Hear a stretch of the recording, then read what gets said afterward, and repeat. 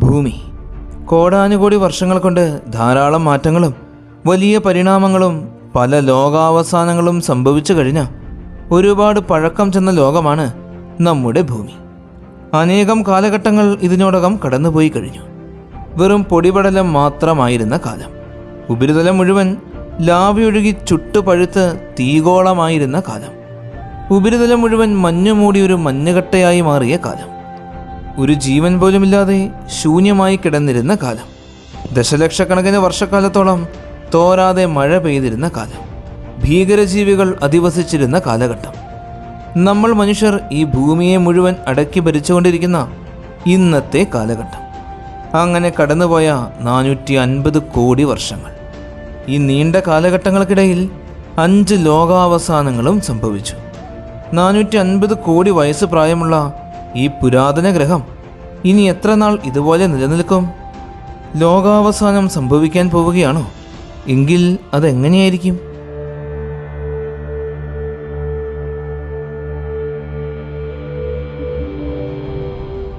നമ്മൾ വസിക്കുന്ന ഈ ഭൂമി എങ്ങനെയാണ് അവസാനിക്കാൻ പോകുന്നത് എന്ന് ചിന്തിച്ചിട്ടുണ്ടോ? ഭൂമിയുടെ ചരിത്രത്തിൽ ഇന്നേ വരെ ഉത്ഭവിച്ചതിൻ്റെ 1% ജീവൻ മാത്രമേ ഇന്ന് ഭൂമിയിലുള്ളൂ. ബാക്കിയുള്ള 99% ജീവനും കഴിഞ്ഞുപോയ വംശനാശങ്ങളിലൂടെ ഇല്ലാതെയായി. ഈ കഴിഞ്ഞുപോയ മാസ് എക്സ്റ്റൻഷനുകളിൽ ഭൂമിയിൽ ഉത്ഭവിച്ച ജീവൻ പരിപൂർണമായും നശിച്ചു പോയിട്ടില്ല. ആ പ്രതികൂലങ്ങളെ പല ജീവജാലങ്ങളും അതിജീവിച്ചു. വീണ്ടും വലിയ വലിയ പരിണാമങ്ങൾ സംഭവിച്ചു. എന്നാൽ ഇനി കാണാൻ പോകുന്നത് ഇതുവരെ കണ്ട ലോകാവസാനങ്ങളല്ല, ഈ ഭൂമിയുടെ സർവനാശമാണ്. ഭൂമിയിൽ ഉത്ഭവിച്ച സകല ജീവജാലങ്ങളുടെയും അവസാനമാണ്. ഭൂമിയുടെ ചരിത്രത്തിൽ ഉൽക്കാപതനം വലിയ പങ്ക് വഹിച്ചിട്ടുണ്ട്. ദിനോസറുകളുടെ കാലഘട്ടത്തെ അവസാനിപ്പിച്ചതുപോലും ഒരു വലിയ ഉൽക്കാപതനമാണ്. പക്ഷേ ഇന്ന് ഭൂമിയുടെ ഉപരിതലത്തിൽ പതിച്ചുകൊണ്ടിരിക്കുന്ന ചെറു ഉൽക്കകൾക്ക് തുല്യമായതല്ല നമ്മൾ സംസാരിക്കാൻ പോകുന്നത്. ഒരു ഭീമൻ ആസ്ട്രോയിഡ് ഭൂമിയിലെ സമുദ്രത്തിൽ പതിക്കുകയാണെങ്കിൽ പിന്നീട് എന്തായിരിക്കും സംഭവിക്കാൻ പോകുന്നത്? ആ ഇടിയുടെ ചൂടും ആഘാതവും സമുദ്രത്തെ തന്നെ സൂപ്പർ ഹീറ്റ് ചെയ്യും. വെള്ളത്തിൻ്റെ താപനില 49 ഡിഗ്രി സെൽഷ്യസിലും മുകളിലേക്ക് ഉയരും. അത് ഭൂമിയിൽ ഇന്നേ വരെ കണ്ടിട്ടില്ലാത്ത തരത്തിലുള്ള ഒരു കൊടുങ്കാറ്റിനെ ജനിപ്പിക്കും. ഈ ഭീകര കൊടുങ്കാറ്റിൻ്റെ പേര് ഹൈപ്പർ കെയിൻ എന്നാണ്. കാറ്റിൻ്റെ വേഗം ശബ്ദത്തിൻ്റെ വേഗതയോളം വരും.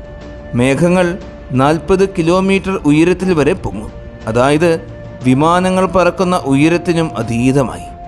ഈ കൊടുങ്കാറ്റ് വായുമണ്ഡലത്തിലേക്ക് വെള്ളവും എയർ സോളുകളും എല്ലാം വലിച്ചെറിയും. അതിനാൽ ഭൂമിയുടെ ഓസോൺ പാളി തകർന്നടിയും. ഓസോൺ ഇല്ലാതെ സൂര്യൻ്റെ കഠിന അൾട്രാവയലറ്റ് കിരണങ്ങൾ നേരിട്ട് ഭൂമിയിലെത്തും. അതുകൊണ്ട് തന്നെ ഈ ഹൈപ്പർ കെയിൻ്റെ കാറ്റ് നമ്മളെ ആരെയും പറത്തിക്കൊണ്ട് പോയില്ല എങ്കിൽ പോലും സൂര്യൻ്റെ കിരണങ്ങളാൽ നമ്മൾ പൊള്ളിത്തീരാൻ തുടങ്ങും. മാത്രമല്ല, ഈ കൊടുങ്കാറ്റുകൾ ഒരിക്കൽ രൂപപ്പെട്ടാൽ ആഴ്ചകളോ മാസങ്ങളോ തുടരും. സമുദ്രങ്ങളും കരകളും മനുഷ്യരും മൃഗങ്ങളും ഒന്നിനും രക്ഷയില്ലാതാകും. സാധാരണ നമ്മൾ കണ്ടിട്ടുള്ള ചുഴലിക്കാറ്റുകളെല്ലാം വളരെയേറെ ചെറുതായി തോന്നും ഹൈപ്പർ കെയിൻ്റെ മുന്നിൽ. നമ്മുടെ സൗരയൂഥത്തിലെ ഏറ്റവും വലിയ ഗ്രഹം ജൂപ്പിറ്ററാണ്. ഇത് ഒറ്റയ്ക്ക് തന്നെ ബാക്കിയുള്ള എല്ലാ ഗ്രഹങ്ങളുടെയും ഭാരത്തിൻ്റെ ഇരട്ടിയോളമാണ്. ജൂപ്പിറ്ററിൻ്റെ അന്തരീക്ഷത്തിൽ ചുറ്റിക്കറങ്ങിക്കൊണ്ടിരിക്കുന്ന വാതകങ്ങൾ സൂര്യനെ നിർമ്മിച്ച അതേ ഘടകങ്ങളാണ്, ഹൈഡ്രജനും ഹീലിയവും. പക്ഷേ ഒന്ന് ചിന്തിച്ചു നോക്കൂ, ജൂപ്പിറ്ററിൻ്റെ ഭാരം ഇപ്പോൾ ഉള്ളതിനേക്കാൾ 1000 മടങ്ങ് കൂടുതലായിരുന്നുവെങ്കിൽ എന്ത് സംഭവിക്കുമെന്ന്? അപ്പോൾ ജൂപ്പിറ്റർ ഒരു ഗ്രഹമായിരിക്കില്ല, മറിച്ച് ഒരു നക്ഷത്രമായി മാറും. അതായത് നമ്മുടെ സൗരയൂഥത്തിൽ 2 നക്ഷത്രങ്ങൾ, സൂര്യനും ജൂപ്പിറ്ററും. ഈ പുതിയ നക്ഷത്രം ഉണ്ടാകുന്നതോടെ എല്ലാ ഗ്രഹങ്ങളുടെയും പരിക്രമണ പഥം മാറും. ഭൂമി ജൂപ്പിറ്ററിൻ്റെ ഗുരുത്വാകർഷണ ബലത്തിൽ അകപ്പെട്ട് വലിച്ചടിപ്പിക്കപ്പെടാൻ സാധ്യതയുണ്ട്. അങ്ങനെയായാൽ സൂര്യനെ പോലെ ചൂട് പുറപ്പെടുവിക്കുന്ന ജൂപ്പിറ്ററിൻ്റെ തീയിൽ ഭൂമി വെന്തില്ലാതെയായി പോകും. മറ്റൊരു സാധ്യത, ഭൂമിയെ പരിപൂർണമായും പുറത്തേക്ക് തള്ളി സൗരയൂഥത്തിന് പുറത്തേക്ക് എറിയപ്പെടാം. അപ്പോൾ ഭൂമി ഒരു റോങ് പ്ലാനറ്റായി മാറും. സൂര്യൻ്റെ ചൂടോ വെളിച്ചമോ ഇല്ലാതെ ബാഹ്യമായ ആകാശത്ത് അനന്തമായി അലഞ്ഞു തിരിഞ്ഞു നടക്കും. സൂര്യൻ്റെ ചൂടില്ലാതാകുന്നതിനാൽ ഭൂമിയുടെ ഉപരിതലം മുഴുവൻ മഞ്ഞായി മാറും. സസ്യങ്ങളും മൃഗങ്ങളും മനുഷ്യരുമെല്ലാം ഇല്ലാതെയാകും. ഇങ്ങനെ ജൂപ്പിറ്റർ ഒരു നക്ഷത്രമായി മാറുന്ന ദിനം ഇന്നത്തെ ഭൂമിയുടെ അവസാനത്തെ ദിവസമായിരിക്കും. ഭൂമിയിൽ ഇതുപോലെ ജീവൻ നിലനിൽക്കുന്നത് ഒരു കാരണത്താലാണ്. സൂര്യൻ നമുക്ക് വെളിച്ചവും ചൂടും നൽകി ജീവനെ വളർത്തിക്കൊണ്ടുവരുന്നു. പക്ഷേ സൂര്യനും ശാശ്വതമല്ല. സൂര്യൻ ഒരു സെക്കൻഡിൽ 600 ദശലക്ഷം ടൺ ഹൈഡ്രജനെ ദഹിപ്പിച്ചുകൊണ്ടിരിക്കുകയാണ്. ഒരിക്കൽ ആ ഹൈഡ്രജൻ മുഴുവൻ തീർന്നു പോകും. സൂര്യൻ്റെ ജീവിതം അപ്പോൾ പുതിയൊരു വഴിത്തിരിവിലേക്ക് മാറും. ഹൈഡ്രജൻ തീരുമ്പോൾ സൂര്യൻ്റെ കോർഭാഗം മുഴുവനും ഹീലിയം കൊണ്ട് നിറയും. കോർ ചുരുങ്ങാൻ തുടങ്ങും. അതോടെ അമിതമായ മർദ്ദവും ചൂടും ഉയർന്നു വരും. അതിൻ്റെ ഫലമായി സൂര്യൻ കൂടുതൽ ഊർജം പുറത്തേക്ക് വിടും. സൂര്യൻ്റെ പുറംപാളികൾ വ്യാപിച്ച് സൂര്യൻ ഒരു വലിയ ചുവന്ന നക്ഷത്രം അഥവാ റെഡ് ജെയിൻ്റായി മാറും. അപ്പോഴുള്ള നമ്മുടെ ഭൂമിയുടെ അവസ്ഥ എന്നാൽ മഹാസമുദ്രങ്ങൾ മുഴുവൻ വാതകമായി അന്തരീക്ഷത്തിലേക്ക് ഉയർന്നിട്ടുണ്ടാകും. ഭൂമിയുടെ ഉപരിതലം ചുട്ടുപൊള്ളുകയും പൊടിയായി മാറുകയും ചെയ്യും. ജീവനുള്ള ഒന്നും തന്നെ അപ്പോൾ ഭൂമിയിൽ അവശേഷിക്കില്ല. റെഡ് ജെയിൻ്റായി വളർന്ന സൂര്യൻ ഒടുവിൽ ഭൂമിയെ തന്നെ വിഴുങ്ങും. ഒരിക്കൽ ജീവനെ വളർത്തിയ നക്ഷത്രം അതേ ജീവനെ അവസാനിപ്പിക്കും. സൂര്യൻ നമുക്ക് ജീവിക്കാനുള്ള എല്ലാ സാഹചര്യങ്ങളും ഒരുക്കി തന്നു. പക്ഷേ സൂര്യൻ്റെ അവസാന രൂപം എന്നത് കൂടുതൽ ഭീകരവും കൂടുതൽ അപകടകരവുമായിരിക്കും. സൂര്യൻ വളർന്ന് റെഡ് ജെയിൻ്റ് ആയതിനു ശേഷം ഒരുപാട് കാര്യങ്ങൾ സംഭവിക്കാം. പക്ഷേ സൂര്യൻ്റെ ഭാരം ഇപ്പോൾ ഉള്ളതിനേക്കാൾ ഒരുപാട് കൂടുതലായിരുന്നുവെങ്കിൽ സൂര്യൻ്റെ മരണം എന്നത് അത്ഭുതകരമായ ഭീകരമായ രൂപമായി മാറിയേനെ. ബ്ലാക്ക് ഹോളിൻ്റെ ഗുരുത്വാകർഷണം അത്ര ശക്തമാണ്. വെളിച്ചം പോലും അവിടെ നിന്നും രക്ഷപ്പെടുകയില്ല. അത് സമീപത്തെ നക്ഷത്രങ്ങളെയും ഗ്രഹങ്ങളെയും ചൂഷണം ചെയ്ത് വിഴുങ്ങും. ഒരു ബ്ലാക്ക് ഹോളിൻ്റെ മുന്നിൽ ഭൗതിക നിയമങ്ങളെല്ലാം സമയവും സ്ഥലങ്ങളും അടക്കം വളഞ്ഞു പോകും. ഒരു ബ്ലാക്ക് ഹോൾ നമ്മുടെ സൗരയൂഥത്തിനുള്ളിൽ രൂപപ്പെട്ടാൽ എന്തായിരിക്കും സംഭവിക്കുക? നമ്മുടെ ഭൂമിയിൽ ഭീകരമായ ഭൂകമ്പങ്ങളും അഗ്നിപർവ്വത വിസ്ഫോടനങ്ങളും ഉണ്ടാകും. ബ്ലാക്ക് ഹോളിൻ്റെ അസാമാന്യമായ ഗുരുത്വാകർഷണം ഭൂമിയെ വലിച്ചു നീട്ടും. അതാണ് സ്പെഗറ്റിഫിക്കേഷൻ എന്ന് വിളിക്കുന്നത്. ഭൂമിയുടെ ഓരോ കണവും ഒരു റബ്ബർ ബാൻഡ് പോലെ നീണ്ട് ഒടുവിൽ പൊടിയായി മാറും. ഭൂമിയിലുള്ള ഓരോ അണുക്കളും ചിന്നിച്ചിതറിപ്പോകും. ബ്ലാക്ക് ഹോളിൻ്റെ ആഴങ്ങളിലേക്ക് ഒരു മൂല്യവുമില്ലാത്ത വസ്തുവായി ഭൂമി പതിക്കും. ഇപ്പോൾ ഭൂമിയിൽ ഒരേ സമയം 10 മുതൽ 20 വരെ അഗ്നിപർവ്വതങ്ങൾ പൊട്ടിത്തെറിക്കുന്നുണ്ട്. അവയുടെ ചാരം, വാതകം, ലാവ എന്നിവ അന്തരീക്ഷത്തിലേക്ക് ഉയരുന്നു. പക്ഷേ ഒന്ന് ചിന്തിച്ചു നോക്കൂ, ഒരിക്കൽ ഭൂമിയിലെ എല്ലാ അഗ്നിപർവ്വതങ്ങളും ഒരുമിച്ച് പൊട്ടിത്തെറിച്ചാലോ? 1000 ഡിഗ്രി സെൽഷ്യസ് ചൂടുള്ള പാറകൾ മണിക്കൂറിൽ 700 കിലോമീറ്റർ വേഗതയിൽ ആകാശത്തിലൂടെ പറക്കും. വിസ്മയകരമായ ലാവാ നദികൾ ഭൂഖണ്ഡങ്ങളെ വിഴുങ്ങും. ഭൂമി തന്നെ സന്തുലിതാവസ്ഥ നഷ്ടപ്പെടുത്തി ഭൂമിയിലെ ധ്രുവങ്ങൾ മാറിപ്പോകാൻ സാധ്യതയുണ്ട്. പൊട്ടിത്തെറിയിൽ നിന്നുയരുന്ന ചാരവും വാതകങ്ങളും ഭൂമിയെ മുഴുവൻ മൂടും. സൂര്യൻ്റെ വെളിച്ചം ഭൂമിയിലെത്താൻ ഒരു വഴിയുമില്ല. ലോകം മുഴുവൻ ഇരുട്ടിൽ മുങ്ങും. അന്തരീക്ഷം ശ്വാസം മുട്ടുന്ന മേഘങ്ങളാൽ നിറയും. സൂര്യൻ്റെ ചൂട് തടഞ്ഞുകൊണ്ട് ഭൂമിയെ ഒരു പുതിയ ഐസ് ഏജിലേക്ക് തള്ളിവിടും. ചൂടേറിയ ലാവാപ്പുഴകൾ ആദ്യം ഭൂമിയെ കരിഞ്ഞ ചുട്ട ഭൂഖണ്ഡമാക്കും. എങ്കിലും പിന്നീട് സൂര്യപ്രകാശം തടയുന്നതിനാൽ ഭൂമിയുടെ താപനില വളരെ വേഗം കുറയും. അങ്ങനെ താപനില കുറഞ്ഞ് ഭൂമി മുഴുവൻ മഞ്ഞുകൊണ്ട് മൂടപ്പെടാൻ തുടങ്ങും. ജീവജാലങ്ങൾക്ക് ഭക്ഷണമില്ല, ചൂടില്ല, വെളിച്ചമില്ല. മനുഷ്യർക്കും മൃഗങ്ങൾക്കും രക്ഷപ്പെടാൻ യാതൊരു മാർഗവുമില്ല. എല്ലാ അഗ്നിപർവ്വതങ്ങളും ഒരുമിച്ച് പൊട്ടിത്തെറിച്ചു കഴിഞ്ഞാൽ ഭൂമി ജീവിക്കാൻ കഴിയാത്ത മരണഗ്രഹമായി മാറും. ജീവന് വീണ്ടും മടങ്ങിയെത്തുവാൻ അന്തരീക്ഷത്തിലെ കറുത്ത മേഘങ്ങൾ മാറിപ്പോകേണ്ടി വരും. അതിന് ആയിരക്കണക്കിന് വർഷങ്ങൾ വേണ്ടിവരും. നമ്മുടെ ഭൂമി 23 മണിക്കൂറുകളും 56 മിനിറ്റുകളും 4.1 സെക്കൻഡുകളും എടുത്താണ് ഒരു പൂർണ്ണ ഭ്രമണം പൂർത്തിയാക്കുന്നത്. എന്നാൽ ഈ വേഗം എല്ലായിടത്തും ഒരുപോലെയല്ല. ഭൂമധ്യരേഖാ പ്രദേശത്തും ധ്രുവങ്ങളിലും വളരെയേറെ വ്യത്യാസമുണ്ട്. ഈ ഭ്രമണമാണ് പകലും രാത്രിയും കാലാവസ്ഥയും സമുദ്രത്തിലെ ടൈഡുകളും എല്ലാം നിയന്ത്രിക്കുന്നത്. പക്ഷേ ഒന്ന് ചിന്തിച്ചു നോക്കൂ, ഈ ഭ്രമണത്തിൻ്റെ വേഗത കൂടിപ്പോയാൽ എന്ത് സംഭവിക്കും? 0.45 മീറ്റർ പെർ സെക്കൻഡ് കൂടിക്കഴിഞ്ഞാൽ ദിവസവും വെറും 1.5 മിനിറ്റ് കുറയും. വലിയ മാറ്റങ്ങളൊന്നും നമുക്ക് തോന്നില്ല. പക്ഷേ സമുദ്രനിരപ്പ് കുറച്ച് സെൻറ്റിമീറ്ററുകൾ വരെ മാത്രം ഉയരും. 45 മീറ്റർ പെർ സെക്കൻഡായി കഴിഞ്ഞാൽ ദിവസങ്ങൾ വെറും 22 മണിക്കൂറുകൾ മാത്രമാകും. ശരീരത്തിന് ജെറ്റ് ലാഗ് പോലുള്ള അസ്വസ്ഥതയുണ്ടാകും. സമുദ്രനിരപ്പ് 9 മുതൽ 20 മീറ്റർ വരെ ഉയരും. ന്യൂയോർക്കും മുംബൈയും വെനീസും വെള്ളത്തിനടിയിലാകും. 920 മീറ്റർ പെർ സെക്കൻഡ് ആയി കഴിഞ്ഞാൽ, അതായത് ഇപ്പോൾ ഉള്ളതിൻ്റെ ഇരട്ടിയോളം വേഗതയായി കഴിഞ്ഞാൽ വെള്ളം ഉയർന്ന് ഭൂമിയിലെ എല്ലാ നഗരങ്ങളെയും മുക്കും. കിളിമഞ്ചാരോ പോലുള്ള വലിയ ഉയർന്ന പർവ്വതങ്ങൾ മാത്രം വെള്ളത്തിന് മുകളിൽ നിൽക്കും. ഉപഗ്രഹങ്ങൾ ഭ്രമണപഥത്തിൽ നിന്നും തെറ്റിപ്പോകും. ആശയവിനിമയം, ടെലഫോൺ, പ്രതിരോധ സംവിധാനങ്ങൾ എല്ലാം തകരും. കാലാവസ്ഥ മുഴുവൻ മാറി മറിയും. ഇനി ഭൂമിയുടെ ഭ്രമണത്തിൻ്റെ വേഗത 7886 മീറ്റർ പെർ സെക്കൻഡിൽ എത്തിക്കഴിഞ്ഞാൽ ഗുരുത്വാകർഷണത്തിന് നമ്മെ ആരെയും പിടിച്ചു നിർത്താൻ സാധിക്കാതെ വരും. മനുഷ്യരടക്കം ഭൂമിയിലെ സകല വസ്തുക്കളും ആകാശത്തിലേക്ക് പറന്നു പോകും. മഴ പോലും മുകളിലേക്ക് പൊങ്ങും. Reverse rain. ഭൂമിയുടെ കറക്കത്തിൻ്റെ വേഗത 11000 മീറ്റർ പെർ സെക്കൻഡ് എന്ന വലിയ വേഗത്തിലെത്തിക്കഴിഞ്ഞാൽ ഭൂമിയുടെ ധ്രുവങ്ങൾ ചായും. വലിയ ഭൂകമ്പങ്ങളും പൊട്ടിത്തെറികളും സംഭവിക്കും.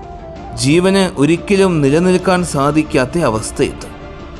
ഇനി ഭൂമിയുടെ കറക്കം പ്രകാശത്തിൻ്റെ വേഗതയിലെത്തിയാലോ? അപ്പോൾ സമയം തന്നെ അടഞ്ഞു പോകും. ഭൂമി ഒരു ചെറിയ ബ്ലാക്ക് ഹോൾ മാത്രമാകും. ജീവന് ഒരിടത്തേക്കും രക്ഷപ്പെടാൻ സാധിക്കാതെ വരും. ഇപ്പോൾ നമുക്കറിയാവുന്ന ഏറ്റവും വലിയ ചുഴലിക്കാറ്റ് കാറ്റഗറി 5 ഹാരിക്കെയിനാണ്. കാറ്റിൻ്റെ വേഗം മണിക്കൂറിൽ 250 കിലോമീറ്റർ കഴിഞ്ഞാൽ അത് കാറ്റഗറി 5 ആണ്. ഇത്തരം കൊടുങ്കാറ്റുകൾക്ക് നഗരങ്ങളെ തകർക്കാനും കടൽ തീരങ്ങളെ മുക്കിക്കളയുവാനും ശേഷിയുണ്ട്. പക്ഷേ ശാസ്ത്രജ്ഞന്മാർ മുന്നറിയിപ്പ് നൽകുന്നു, കാലാവസ്ഥാ വ്യതിയാനങ്ങൾ മൂലം ഭാവിയിൽ കാറ്റഗറി 6 എന്ന സൂപ്പർ ഹാരിക്കെയിൻ ഉണ്ടായേക്കാമെന്ന്. ആ കാറ്റിൻ്റെ വേഗത 350 മുതൽ 400 കിലോമീറ്റർ പെർ അവറാണ്. സമുദ്രത്തിൽ നിന്നും ഉയരുന്ന 15 മീറ്റർ ഉയരമുള്ള തിരമാലകൾ തീരത്തേക്ക് ആഞ്ഞടിക്കും. മുഴുവൻ നഗരങ്ങളും വെള്ളത്തിനിടയിൽ മറിഞ്ഞു പോകും. ആകാശചുംബികൾ പോലും വേരോടെ തകർന്നു വീഴും. പാലങ്ങളും ഹൈവേകളും ഒറ്റ ചുഴിയിൽ തന്നെ ഇല്ലാതായി പോകും. വൈദ്യുത ലൈനുകളും ആശയവിനിമയ സംവിധാനങ്ങളുമെല്ലാം പരിപൂർണമായും നിലച്ചു പോകും. 100 കണക്കിന് കിലോമീറ്ററുകൾ വരെ വെള്ളപ്പൊക്കമുണ്ടാകും. America, India, Japan, Philippines, Australia, സമുദ്രത്തിൻ്റെ സമീപത്തുള്ള രാജ്യങ്ങളെല്ലാം പരിപൂർണമായും നശിക്കും. ലക്ഷക്കണക്കിന് ആളുകൾ വീടില്ലാതെ ഒഴിഞ്ഞു പോകേണ്ടി വരും. ഭക്ഷ്യവിതരണം തകരും.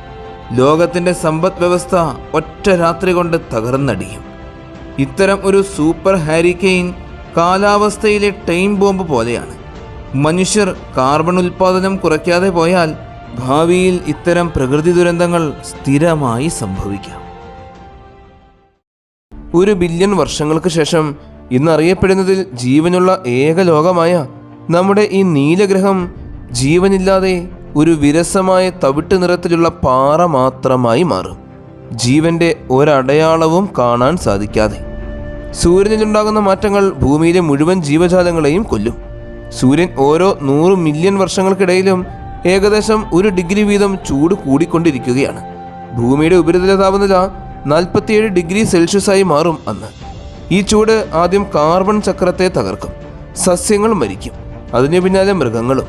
സമുദ്രങ്ങളിൽ ഒരൽപ്പം ജീവൻ അവശേഷിക്കാമെങ്കിലും പിന്നീട് ചൂട് കൂടിക്കൂടി വെള്ളം മുഴുവൻ വറ്റിപ്പോകും.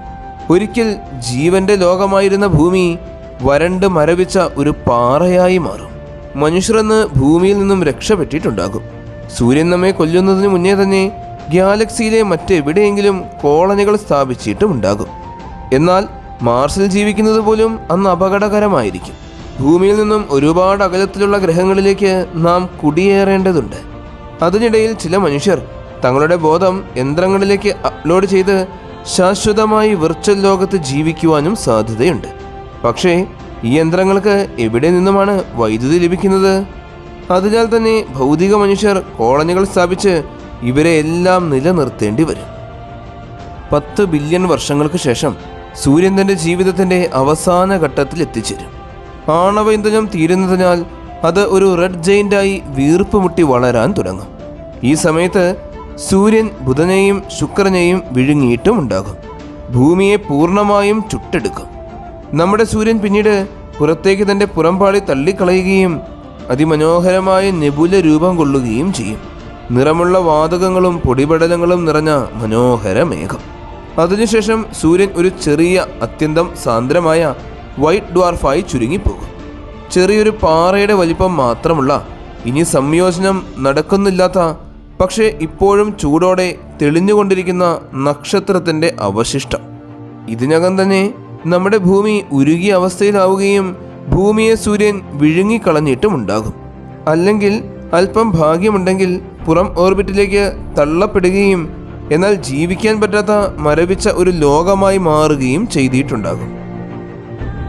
മനുഷ്യർ ഈ ഘട്ടത്തിൽ സോളാർ സിസ്റ്റത്തിന്റെ വളരെ പുറത്തോ അല്ലെങ്കിൽ മറ്റൊരു നക്ഷത്രത്തെ വലം വെച്ചുകൊണ്ടിരിക്കുന്ന ഗ്രഹങ്ങളിലോ താമസം ആരംഭിച്ചിട്ടുമുണ്ടാകും. എങ്കിലും അതൊന്നും സ്ഥിരമായ സുരക്ഷിതത്വമല്ല. കാരണം ആ സമയമാകുമ്പോഴേക്കും ബാക്കിയുള്ള പ്രപഞ്ചം മുഴുവൻ വളരെയേറെ മാറിക്കഴിഞ്ഞിട്ടുണ്ടാകും. 22 ബില്യൺ വർഷങ്ങൾക്ക് ശേഷം കാര്യങ്ങളെല്ലാം ഒരല്പം കൂടെ സങ്കീർണമാകാൻ തുടങ്ങും. ബിഗ് റിപ്പ് എന്നറിയപ്പെടുന്ന ഒരു വലിയ സംഭവം നടക്കാൻ പോവുകയാണ്.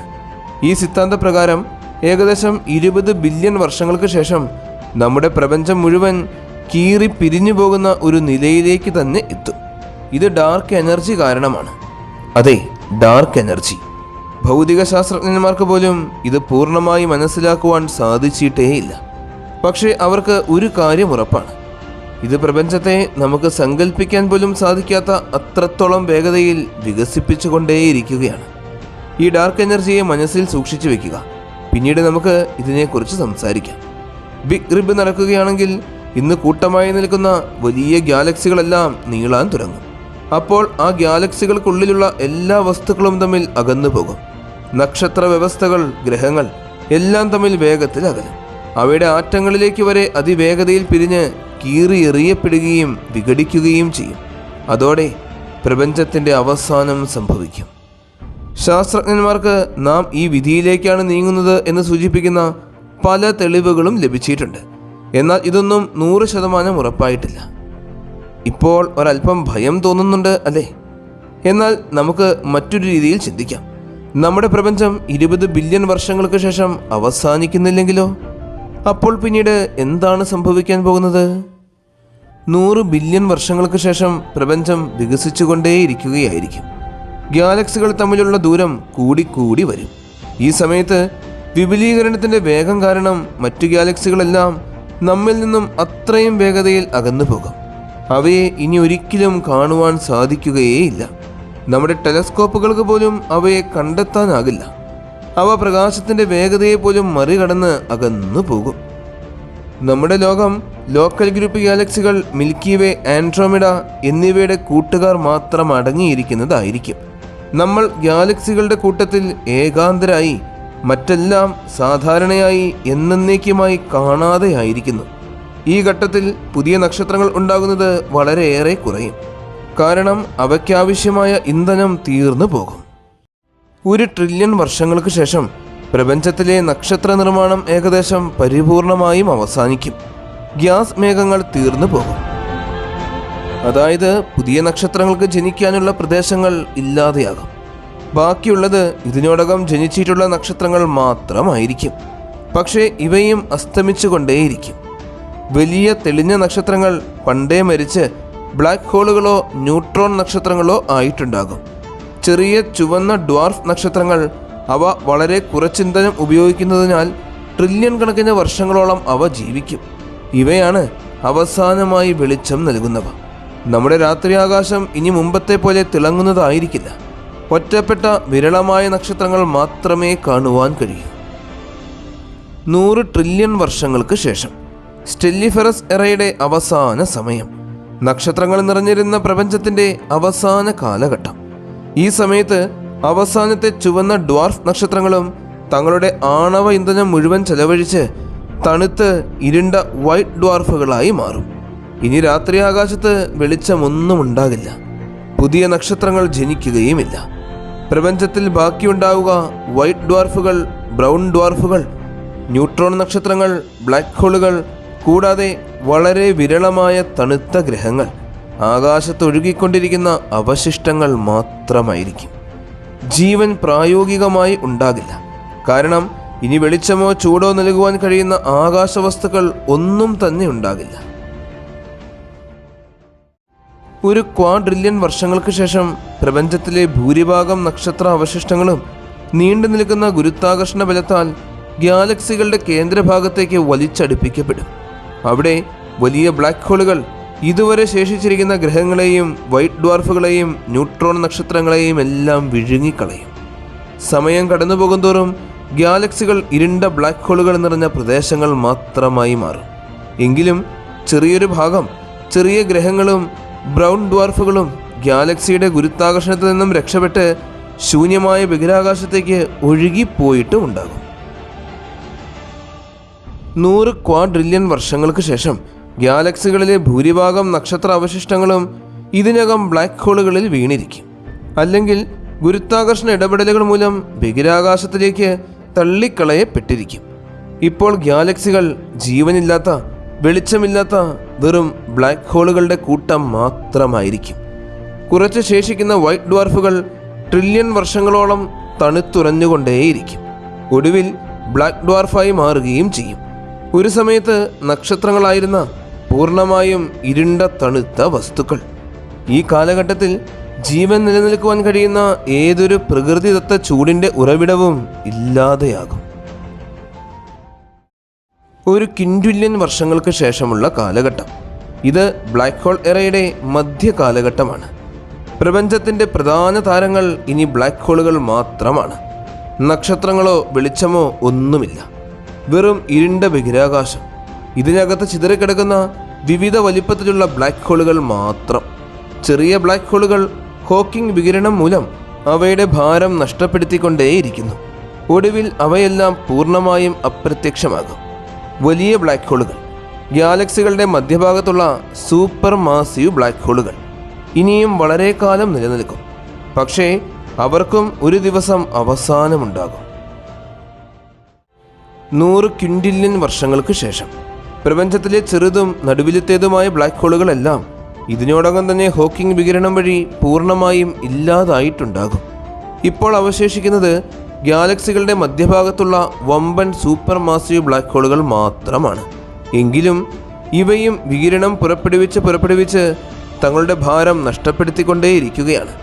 ഇത് വളരെയേറെ ദൈർഘ്യമേറിയ പ്രക്രിയയാണ്. അവയുടെ വലിപ്പത്തിനും ഭാരത്തിനും അനുസരിച്ച് അവയ്ക്ക് പൂർണ്ണമായും ഇല്ലാതാകാൻ ഗൂഗോൾ വർഷങ്ങൾ വേണ്ടിവരും. അതായത് 10⁻100 ഇയേഴ്സ്. ഒരു സെക്ട്രില്യൺ വർഷങ്ങൾക്ക് ശേഷം പ്രപഞ്ചത്തിലെ മിക്കവാറും എല്ലാ ബ്ലാക്ക് ഹോളുകളും ഇതിനോടകം തന്നെ ഹോക്കിംഗ് വികിരണങ്ങൾ വഴി പൂർണ്ണമായും ഇല്ലാതായി പോയിട്ടുണ്ടാകും. ഇവയെല്ലാം ഇല്ലാതാകുമ്പോൾ അവ പുറപ്പെടുവിക്കുന്ന അവസാനത്തെ ശക്തമായ വികിരണത്തിൻ്റെ ഒരു ചെറുതെങ്കിലും തീക്ഷ്ണമായി പൊട്ടിത്തെറിയുണ്ടാകും. അതോടെ അവയുടെ ചരിത്രവും അവസാനിക്കും. ഇനി ബാക്കിയുണ്ടാവുക ചിതറിക്കിടക്കുന്ന ആണവ കണങ്ങൾ, കുറച്ച് ഫോട്ടോണുകൾ, അത്യന്തം വിരളമായ ന്യൂട്രോണുകൾ, അനന്തമായ ഇരുട്ടും ശൂന്യതയും. ഇത് ഡാർക്ക് എറയുടെ ആരംഭമാണ്. പ്രപഞ്ചം വെളിച്ചമില്ലാത്ത വെറും കണങ്ങളുടെ ശൂന്യത നിറഞ്ഞ അവസാന കാലഘട്ടം. ഒരു ഗൂഗോൾ വർഷങ്ങൾക്ക് ശേഷം, അതായത് 1 + 100 എഴുതുന്ന അത്രത്തോളം വർഷങ്ങൾക്ക് ശേഷം, ഈ പ്രപഞ്ചം ഇനി പൂർണ്ണമായും ഡാർക്ക് എറയിലാണ്. നക്ഷത്രങ്ങൾ ഏറെ കാലം മുന്നേ തന്നെ ഇല്ലാതെയായി. ഗാലക്സികൾ ഇനി അവയുടെ രൂപമോ അടയാളമോ പോലും ബാക്കിയില്ല. ബ്ലാക്ക് ഹോളുകളെല്ലാം ഹോക്കിംഗ് വികിരണം വഴി ഇല്ലാതായി. ഇനി മിച്ചമുള്ളത് വളരെ വിരളമായി ചിതറിക്കിടക്കുന്ന ഇലക്ട്രോണുകൾ, പ്രോട്ടോണുകൾ, ന്യൂട്രോണുകൾ, വളരെ കുറഞ്ഞ ഊർജമുള്ള ഫോട്ടോണുകൾ, എല്ലാം ഒരേ താപനിലയിൽ അബ്സല്യൂട്ട് സീറോയ്ക്കടുത്ത്. പ്രപഞ്ചം വിപുലമായ ശൂന്യമായ കാലത്തിൻ്റെ ഒടുവിലത്തെ സമുദ്രമായി മാറും. സമയം വീണ്ടും മുന്നോട്ട് പോകും. പക്ഷേ ഒന്നും മാറുകയില്ല. കാരണം ഇനി ഒന്നുമില്ല. പ്രപഞ്ചം തൻ്റെ ബാല്യകാലത്തിലെ തീപ്പൊരികളായ ബിഗ് ബാങ്കിൽ നിന്നും നക്ഷത്രങ്ങളാൽ നിറഞ്ഞ യുവാവസ്ഥയിലൂടെ കടന്ന് ശാന്തമായ വൃദ്ധാവസ്ഥയിലെത്തി അവസാനം ഇരുണ്ടും ശൂന്യവുമായ ഡാർക്ക് എറ വരെ സഞ്ചരിച്ചു. കാലം കടന്നുപോകുന്തോറും നക്ഷത്രങ്ങൾ അണയുന്നു, ഗാലക്സികൾ ശൂന്യമാക്കപ്പെടുന്നു, ബ്ലാക്ക് ഹോളുകളും ഇല്ലാതാകുന്നു, എല്ലാ ഊർജവും ഒരേപോലെ വിതരണമാകുന്നു. ഹീറ്റ് ഡെത്ത് സംഭവിക്കുമ്പോൾ പ്രപഞ്ചം പ്രവർത്തനങ്ങളില്ലാത്ത ശൂന്യമായ ഇരുട്ടിൻ്റെയും നിശബ്ദതയുടെയും ഒരു സമതുല്യമായ അവസ്ഥയിലെത്തുന്നു. സമയം മുന്നോട്ട് നീങ്ങും, പക്ഷേ ഒന്നും സംഭവിക്കില്ല. കാരണം ഇതിനോടകം എല്ലാം അവസാനിച്ചിരിക്കും. ഈ പ്രപഞ്ചത്തിൽ ഭൂമി ഒരു ചെറിയ നീലക്കല്ല് മാത്രമാണ്.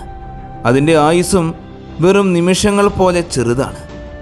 പക്ഷേ ആ ചെറു നിമിഷങ്ങൾക്കുള്ളിൽ തന്നെ നമ്മൾ ധാരാളം സ്വപ്നങ്ങൾ കണ്ടു, സംസ്കാരങ്ങൾ പടുത്തുയർത്തി, ജീവിതം ആവോളം ആസ്വദിച്ചു. അതിനാൽ ഭൂമിയുടെ അന്ത്യദിനം വരുന്നതിന് മുൻപ് ജീവിതത്തെ വിലമതിക്കുകയും നമ്മുടെ പ്രകൃതിയെ നമ്മൾ സംരക്ഷിക്കുകയും ചെയ്യണം. തൻ്റെ സകലതും നൽകി നമ്മെ സംരക്ഷിച്ച് വളർത്തിക്കൊണ്ടുവരുന്ന ഈ പ്രകൃതിയെ നമ്മൾ ഒരിക്കലും നശിപ്പിക്കരുത്. നമ്മുടെ ഒരു പ്രവൃത്തിയും പ്രകൃതിയുടെ നാശത്തിന് കാരണമാകരുത്. ഇന്നത്തെ വീഡിയോ എല്ലാവർക്കും ഒരുപാട് ഇഷ്ടമായെന്ന് വിശ്വസിക്കുന്നു. നിങ്ങളുടെ എല്ലാവരുടെയും സപ്പോർട്ടുകൾ കൂടെ ഉണ്ടാകണം. നല്ലൊരു വീഡിയോയുമായി അടുത്ത എപ്പിസോഡിൽ കാണാം.